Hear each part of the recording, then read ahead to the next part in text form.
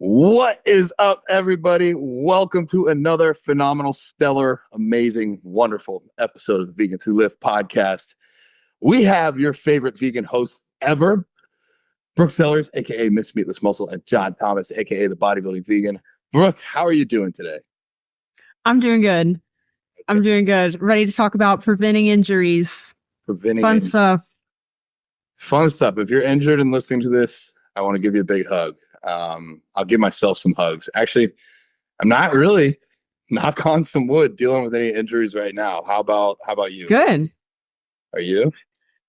I don't know. I'll say no. I have this lingering low back issue, but I've had that for probably years since I was like 21. So I have to manage that, but it's probably just some sort of disc degeneration. I would imagine. I've never had an MRI, so I don't know if it's a bulging disc. I don't know, but it's probably just some sort of disc issue. So I feel like I'll always have it. I'll just have to baby it a little bit here and there sometimes. But no like active injuries like torn rotator cuffs or pulled hamstrings or anything like that. Thank goodness. I haven't had one of those in a long time. Thank goodness. I'm glad to hear that. Some dude was trying to tell me at the gym, and maybe this would work for you, for that disc issue. If you went carnivore for a little bit, it might help heal it. Wow. Did somebody really say that? No, but this guy did stop me at the gym and he's like, "Oh, you're vegan?" I was like, "Yeah, you want to have a conversation?" And he's like, "Yeah, you should go carnivore. I've done it for 4 months and I've lost every ailment that's known to man. I lost ailments that I didn't even know I had, and I feel great." And I said, "Oh." And he's like, "Yeah, how's that work out for you?" I was like, "You're looking at it." And he's like, "Well, I just eat meat. That's it. Nothing else." And I said, "No fruits, no vegetables?" He's like, "Nope. Got to stay away from those oxalates." And I'm like, "Yep, you're going to have a heart attack." So, yeah, meat's not always the answer. I'd say rarely the answer, if ever the answer. Anywho, I wonder how we can tie this into veganism. I already have some thoughts, but I think this will also just be a good general education episode. But glad to hear you're not dealing with any injuries. And I, at the current moment, as of recording this podcast, I swear, sometimes I'm at the gym and I'm like, goal today is just don't get hurt. I don't care what you do. Just make sure you can walk out on your own 2 legs. Do you get injured often? I've had 3 significant setbacks this year. Yeah. I can get into what caused them and how I could have prevented them. But of course, I'm only remembering 2 of them right now when I need to most remember them on this podcast. But I injured my left adductor early on in the year. And that was from doing single leg press. And I went a little too deep on a rep. And I wasn't going like crazy heavy. Like this was a set of 16. It was like the 15th rep that did it. And I went too deep for where I was strong and basically like pulled my adductor. And for 3 months, using it at all, like to get in and out of the car would hurt. So I got a whole story there for that.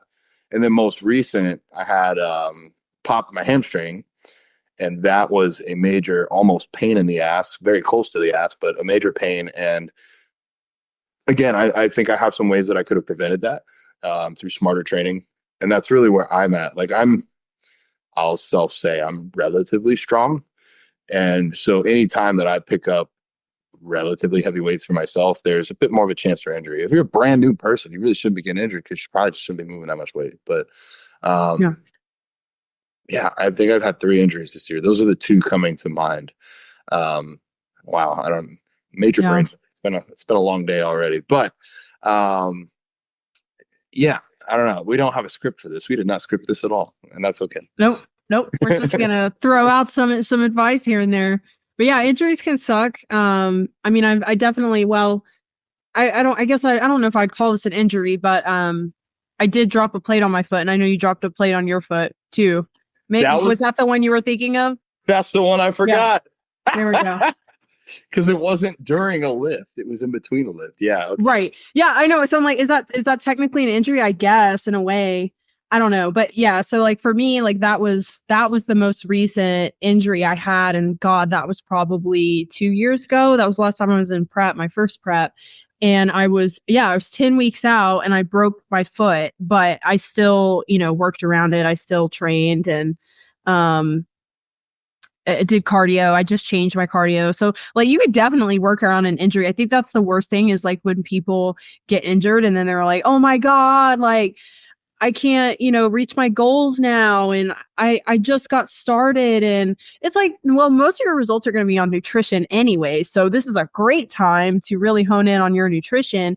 And almost every single injury you can work around. Like I even had a client who she had some crazy spinal surgery, which it seemed like it would be extremely restrictive, but she was back in the gym in like 6 weeks. And it was like very specific. We only did like machines. We didn't do any free weights, but still, I mean, you don't have to be limited when you're injured. You can still make progress. Yeah. Oh yeah. I feel like you bodybuild long enough and it's not how are you injury free, it's how are you working around your injuries to an extent. There's just some movements I just won't do anymore. Like a flat barbell bench press. I don't think I've done one of those in like 2 years. I used to be pretty strong at them up to like 4 plates. But why? The power say it's not if, but when you get a pec tear, and I'm not trying to have one of those because that's a pretty major setback. And so kind of what you're saying, you can usually work around stuff. Now, if you're 2 weeks out from a show and you break your spine, I'd probably say pull out of the show. But if you drop a plate on your foot 2 weeks out, you keep going. Yeah. I guess it depends how bad. I watched somebody X-ray and like he shattered his foot. Not good. Not good. And we've had like 5 people at my gym do it. There's something cursed about MI40. Oh my gosh. I feel like it happens to everybody eventually. It's just one of those things. And like sometimes you're just lucky. Like one day I got lucky and I dropped a 10-pound on my foot and I like kind of had like PTSD from the last time I dropped a plate on my foot, but I was like, "Whew, okay, it was just a 10. Like we're good." It still hurt like hell, but I was like, okay, I'm not gonna, not be able to walk for a long time. Because last time I was taking off a 45 off of a hip thrust and it was just kind of a weird angle. It was really, really low. And I just dropped it right on my foot and it was like, oh God, it was terrible. Terrible. Yeah. I feel like you have those once a month and then I call like once a decades. Once a month is when you walk your head into the cabinet and you'll remember that for about a month and you'll put it back, you'll close the cabinet and then a month later you go hit yourself in the head again. But like the plate, I'm terrified now. I'm terrified.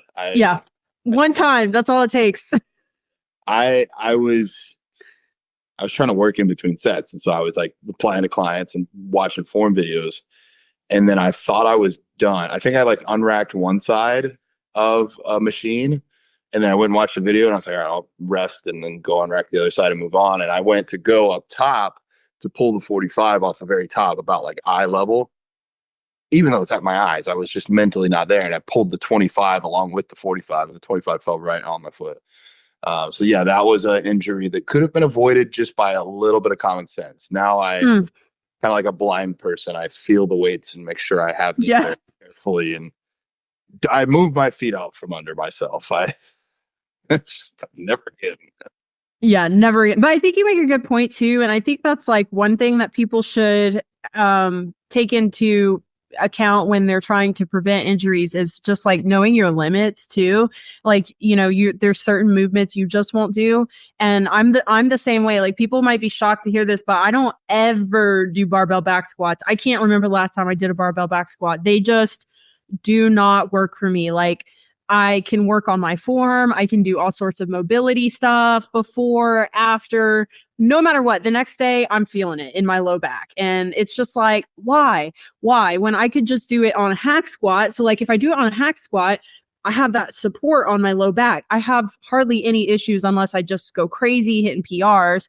Or, if I do a Smith squat where it's like on a fixed plane, I can really control, like how my body's moving. And I feel like it's so much better for my body. And so why would I put myself in a position to get injured, when there's better alternatives? And like you can still build your legs without doing squats. And like same thing with your chest. Like you still build pecs without doing a flat bench press. So I think that's important too. If something doesn't feel right to you, just don't do it, because there's so many good exercises. You can find something better. 100%. I agree with you so much there. I think having that understanding of how your body works and how it's kind of like a roadmap. Like if I want to go from Florida to California, there's a lot of different roads I could take. I could squat, which in this analogy would be crawling backwards on my hands and knees. Or I could get on the hack squat machine, which is like a car, and drive there. And I get into this a lot with new clients. Like they'll be like, but I heard, everybody told me I had to squat and bench because that's the best way. The thing is, you're much more likely to get injured, like we've just covered. And for somebody new learning the movements, it's a lot easier to focus on the movement pattern with a fixed position of a machine, even a Smith squat versus a regular squat. And for someone advanced like yourself and myself that knows how to push really hard, I just go in there and I contract the hell out of my muscles. I push hard. I don't have to worry so much about that balance. So I agree. It's funny. I've completely changed stances. When I first started, I thought squats is the best way to go. You want to build legs, you squat. But nah. I for the majority, unless they're a power lifter, I don't really say let's squat. If it's part of your sport, you need to, but otherwise, you don't need to. Yeah. Warm up. Yeah. Do you want to talk about warm ups? What's your warm up? What do you do? I will. Yes. Real quick, since I'm on mobile. If not, just the chat. Just let me know because I can't see. Okay. Warm ups. I have differing thoughts. I definitely am not opposed to clients that like to go in and get on the bike or the treadmill for 5 or 10 minutes. Don't want people doing like a whole half-hour cardio session or like HIIT training first. That kind of is low-hanging fruit. Most people should know that, but if you don't, now you do. And then I don't do intense stretching. I was actually just talking to somebody about that yesterday. They asked me like, why didn't we stretch before our lift? And I'm like, well, you don't want to like really, really, really get into like some deep stretches prior to training, because that exposes you by opening up your range of motion into areas that you don't normally have access to. I'll get more into that later. So I warm up. I usually just go to the machine that I'm going to use. Like if I start with leg curls, and let's say my working set is like an arbitrary number of like 200 pounds for 10 reps. I'll do 50 pounds for 15 reps, do 100 pounds for 12 reps. I'll do 150 for 8 reps, 5 reps. Maybe I'll even do like 175 for just one, make sure it feels good. And then I'll go into my working sets. That's usually how I do things. And then I kind of carry that forward to every exercise going forward. If I go into pendulums right after that, like yesterday, I did 2 plates for a few reps, 4 plates for a few reps, 5 plates for a few reps. And then my first set was with 6 plates. That way I'm not, if something's wrong with my knee or if a muscle is tight, I don't just jump right into the top weight. And that's actually how I ended up popping my hamstring. Is I didn't warm up enough. I was being lazy. I didn't want to have to unrack all the weights. So I jumped right into 200-pound dumbbell RDLs and pop, goes the weasel. But anyways, that's how I do it. I usually just use the exercise I'm going to use and kind of lean into it that way. How about you? Pretty much the same, except for I do a 10-minute walk on either the treadmill or the elliptical before upper body days. I like to like get my arms pumping a little bit. But yeah, I would never do more than 10 minutes, because if I do more than that, it definitely impacts my workout. I don't know how people do that. And I've had people people say, oh, I do 25 minutes of Stairmasters before I hit legs. And I'm like, why? Why would you do that? Yeah. It's crazy to me. I would just literally want to go home after that. But yeah, so I do 10-minute cardio, light cardio. And then I will go to my first exercise, which usually is going to be some sort of isolation movement. Like if it's a leg day, it's going to be like a leg curl or something. So again, it's like I'm less likely to get injured on a leg curl than if I'm like, let me just go ahead and jump into my barbell hip thrust or my, dumbbell RDLs. Like I'm definitely pulling a hamstring if I go straight to the dumbbell RDLs. So I always start with like some sort of isolation movement, start really light and just work up until my working weight, and maybe 3 sets at most. Usually by then I'm ready to go, and then I'm pretty much good for the rest of my workout. So yeah, pretty much the same, a little bit. Yeah. I think it's somewhat intuitive. You kind of pick it up over time. Yes. No stretching for me either, though, because like you said, my lifts are never as good if I stretch before. And same thing, I always feel like I'm going to get injured if I do too many deep stretching sessions before, because it just makes you so much more like limber, which it can be a good thing, but again, it's like if you're trying to like kind of match your weight from the week before, you want to stay as consistent as possible, especially if you're incorporating progressive overload. So I don't know, changing too many things, that's when you have that risk for injury, when you start adding in new stuff and doing a bunch of different things. Yeah, if you're going to stretch, a great time is post workout, Oh yeah. because your muscles will get tight. By stretching, you can still get some additional blood flow, and that's kind of how our bodies heal themselves. Is the inflammation after the training, your body's already ready to send in fresh blood. If you get a post workout shake or a post workout meal, they're ready to send that in. So stretching post workout is great. I also, like for me, I do my mobility work in the morning. I found if I don't get up and do it first thing, it just doesn't happen. But if I stretch at like 8 a.m. and then I train at noon or 2 p.m., that's plenty of time to like be back to normal tightness levels, I guess. Yeah, you just like last thing you want to be doing, in my opinion, is like getting on the adductor machine, training the inner thighs, and like really hammering some deep lunges and like adductor stretches, and then get on there. That's probably going to be a chance for injury for most people. Yeah, so I'll dive into that. That one way to prevent injury. We can start with preventing, and then we can go to, I guess, like rehabbing injuries that we've gone through, we've had for clients. So for me, the first injury I had this year is my left adductor, and it actually didn't happen on the adductor machine. It happened doing a single leg press.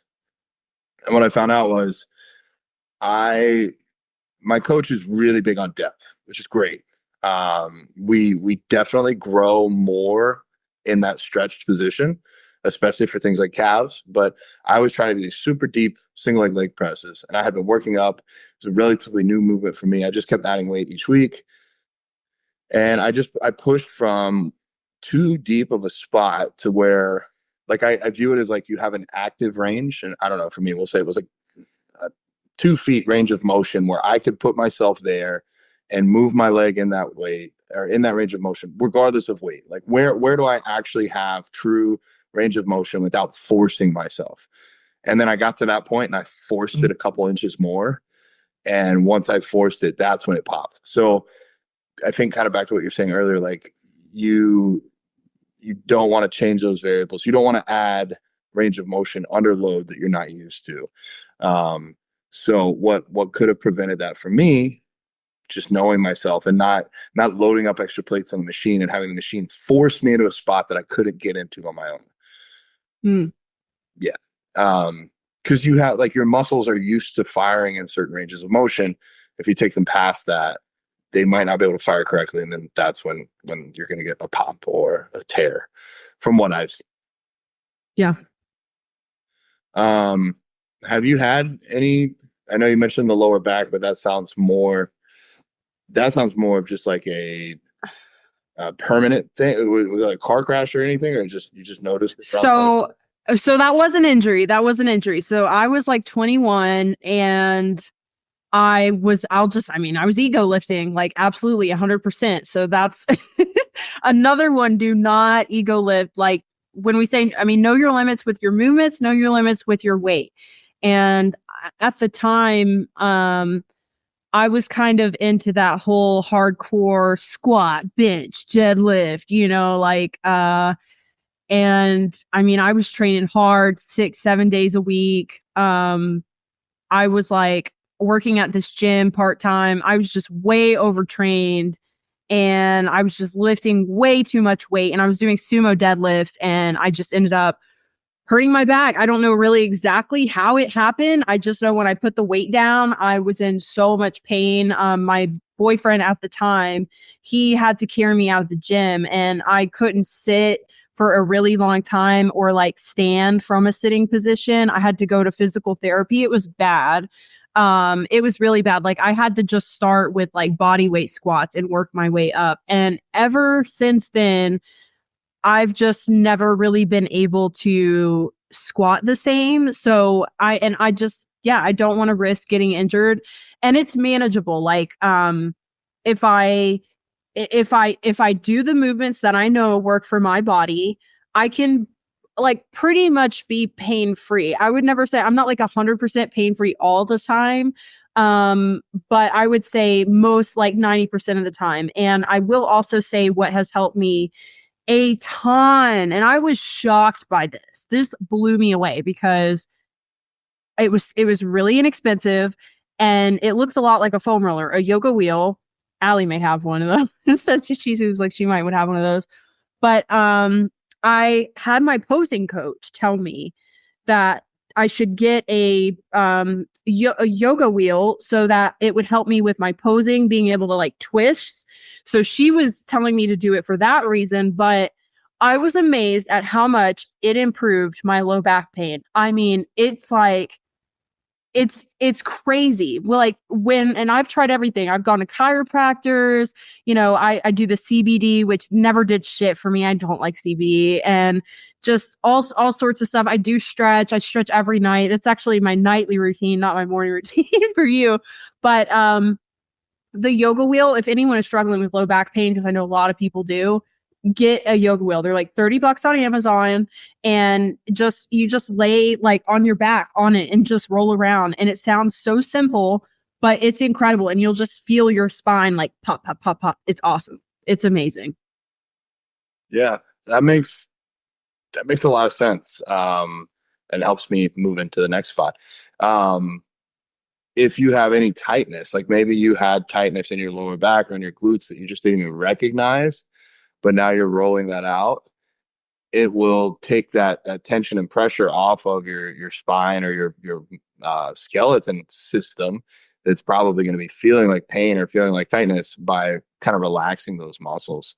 So yeah, nightly routine, morning routine for stretching, either one is good, but then adding in like foam rolling or body work can be good too. Oh, yes. A good deep tissue massage person, they can work through some of the knots and work through the tightness. But I feel like most people aren't going to be able to do that 2 times a week or even once a week. But anybody can roll. So that's a low ticket value item right there. I do love my foam roller too. Yeah, especially because I feel like your quads, like you can't really do much for your quads with the yoga wheel.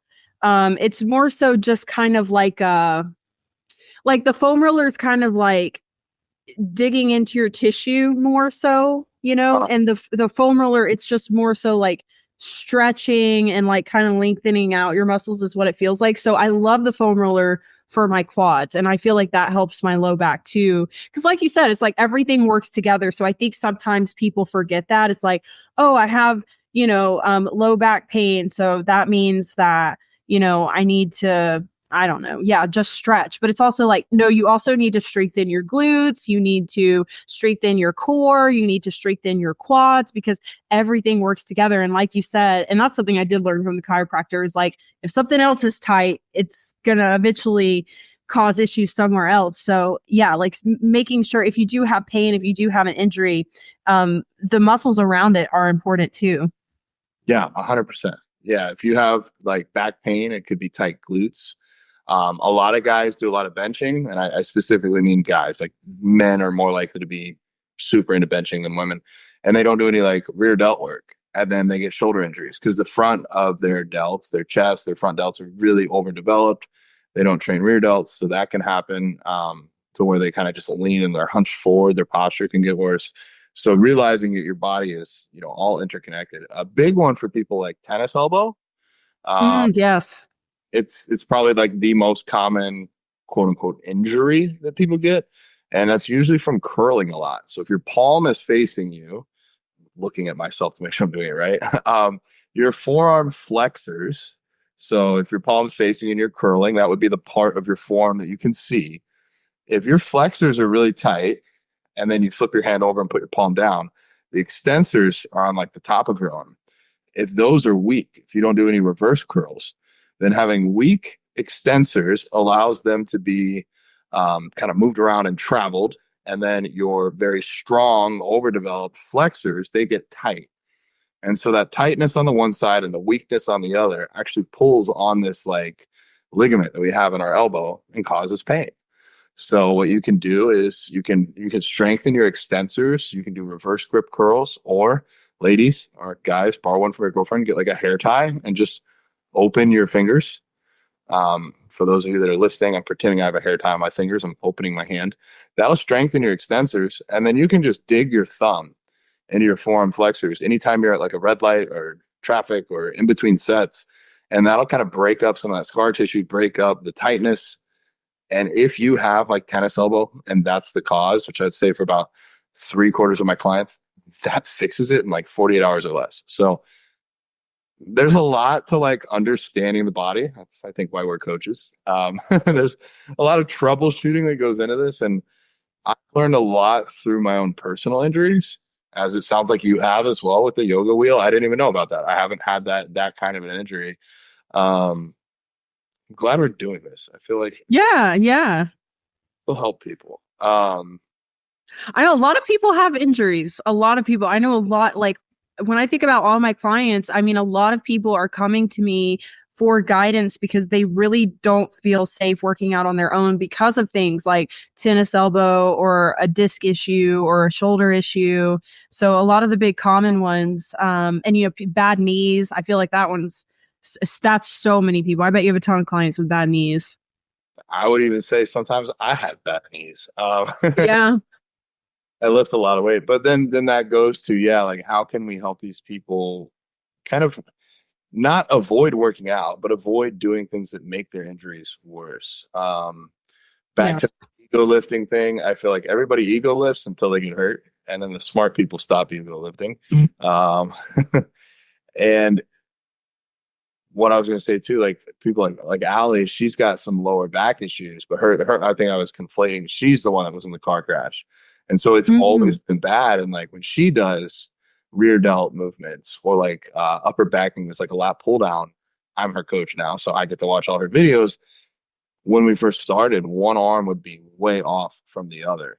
And she didn't even realize how unbalanced she was. But the beauty of this is, as she continued to work, she got stronger and strengthened that side that was weaker. And now her form is much more even. So if you have an injury, you might even be able to help yourself by getting strong and building up strong muscles around it. Just be careful. Don't make it worse. Diving into a little bit more of like the rehab side of things. So for my adductor, when I messed it up, what I did to fix that was lots and lots of stretching in the morning with the goal of getting blood in there. And like, it would take me 5 minutes to get to where it was like kind of comfortable just to like open my legs. And it would hurt every day, but I would just keep kind of like not going through crazy pain, but through some pain, like work through it to where it didn't hurt. And I would do that every day. And then now when I do adductors in the gym, I do a warm-up set of 30. I add a little bit of weight. I do a warm-up set of like 25. I add a little bit of weight. I do a warm-up set of 20. And then I start doing my working sets, and they're usually 20 reps or higher. So it's like I go through almost 100 reps before doing something hard, and no injuries since doing that. I've injured it like 4 times over the last 5 years by just going in and not warming up on the adductor machine and going too hard too fast. So knowing yourself there. And then for my hamstring, after that popped, I did a lot of research because I was like, I need to heal up. I need to heal up quick. I can't let this hold me back. And the biggest one that they said was continue to get blood flow and movement. So probably too much for the scope of this podcast, but there were very like movement in the sense of literally just sitting on the couch and flexing my hamstring. That was where it started. Like not even moving, just flexing, just telling it to fire, to keep firing. And then once I could do that, like it would be standing up and curling my one leg with no weight. Like, and I couldn't do that the day I got injured. I couldn't even just pick up my heel off the ground and curl. So then like the next few days, that was what I would do. And then I started finding other exercises where you could lay on the ground and kind of do like a modified hamstring curl on the ground. And over time, it took a while. it felt like it was never going to get better. But like a month later, it was a little better. Now it's been a couple months, and I'm back to where I might do RDLs again, but I'm still a little bit scared. So I feel like I'm getting really long-winded. I'll cut it off short. I've been doing either Nordic curls or a variation of Nordic curls on the glute ham raise machine. And that is what I should have always been doing. I've never had an injury in my hamstring when that has been in my programming. So it's a way to like train your hamstrings in a stretched position, similar to an RDL, but it's just body weight. And so even though it feels a bit painful, it feels like, oh, I could tear my hamstring. I've never got hurt when I've been doing them at the actual exercise, and I've never gotten hurt in any other training capacity while those have been in my program.